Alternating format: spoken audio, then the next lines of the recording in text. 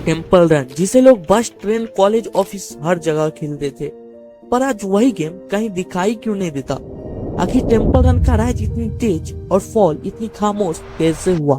तो चलिए, यही सारे सवालों को जवाब मिलेगा आपको आज की इस वीडियो में। इस कहानी की शुरुआत होती है एक हस्बैंड वाइफ की जोड़ी से, जिनका नाम कीथ शेफर्ड और नातालिया लकिनोवा था। यह दोनों वेक्ना टेक्नोलॉजी नाम की कंपनी में जॉब करते थे, जहां इनका काम हॉस्पिटल के लिए सॉफ्टवेयर बनाना था। अब यहाँ पर काम करते हुए इन्हें अपना कुछ करने का चाहत था, लेकिन क्या किया जाए इसका कोई आइडिया नहीं। लेकिन 2008 में जब एप्पल ने अनाउंस किया कि वो ऐप स्टोर लॉन्च करने वाले हैं, तब उन्होंने अपनी जॉब क्विट कर दिया और ऐप स्टोर के लिए गेम बनाने में लग गए, जिस गेम का नाम रखा गया इमांगी। और इसी गेम के नाम से इन्होंने अपनी कंपनी का नाम भी इमांग स्टूडियो ही रख दिया। यह गेम इन्होंने लॉन्च किया और इनका पहला गेम ही अच्छा परफॉर्म किया। पहले महीने ही $5000 की कमाई की, जो इनके उम्मीद से भी कहीं ज्यादा थी। अब इन्हें यह लगा कि जब हमारा सिंपल सा गेम इतना अच्छा परफॉर्म कर सकता है, तो क्यों ना हम कुछ नया और एडवांस करें। और तब इन्होंने कई सारे वर्ड गेम बनाए, लेकिन कोई भी मार्केट में नहीं चला। लेकिन फिर भी वो यहाँ नहीं रुके। उन्होंने यह डिसाइड किया कि बच्चों के लिए 3D racing game little red slate बनाना है। उन्होंने यह सोच रखा था कि इस गेम को 3 महीने में पूरा करके क्रिसमस सीजन में लॉन्च करेंगे, लेकिन ऐसा हुआ नहीं। इस प्रोजेक्ट को कंप्लीट करने में 6 महीने लग गए, जिससे वो परफेक्ट टाइम निकल चुकी थी जिसके लिए गेम बनाई गई थी, जिस कारण यह गेम नहीं चला और इन्हें काफी लॉस हुआ। अब इसके बाद 2009 में इन्होंने लॉन्च किया हार्बर मास्टर।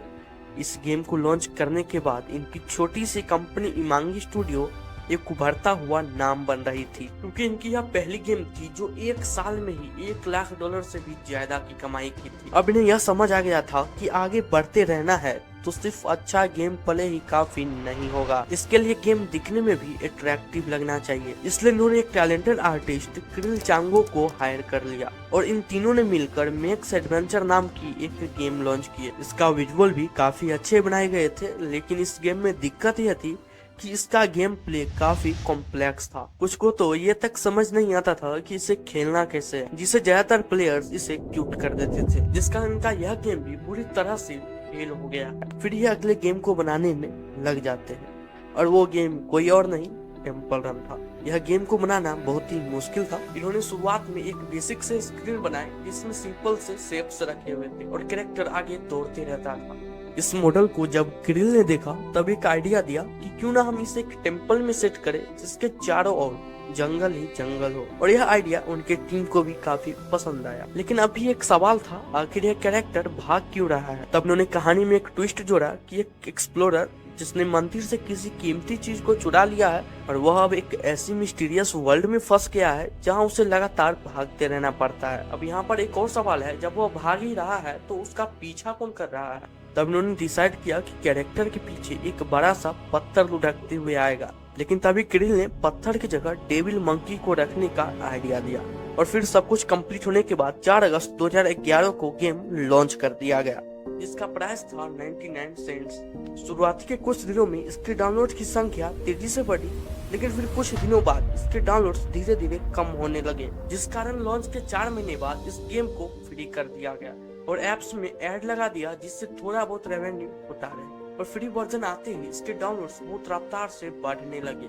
लेकिन अभी तक यह गेम iOS के लिए ही लॉन्च किया गया था, लेकिन 27 मार्च 2012 को इस एंड्रॉइड वर्जन में भी रिलीज किया गया, और इस एंड्रॉइड वर्जन को 3 दिन में 1 मिलियन से भी ज्यादा बार डाउनलोड किया गया, और अगस्त 2012 तक इसका 100 मिलियन डाउनलोड कंप्लीट हो गया। और फिर अगले साल 2013 में टेम्पल रन 2 लॉन्च किया गया, जो लॉन्च के 2 हफ्ते बाद ही 50 मिलियन डाउनलोड कंप्लीट कर लिया। अब कॉलेज हो या ऑफिस के लोग, सबका टाइम बस टेम्पल रन बन चुका था, लेकिन फिर सब कुछ बर्बाद होने वाला था।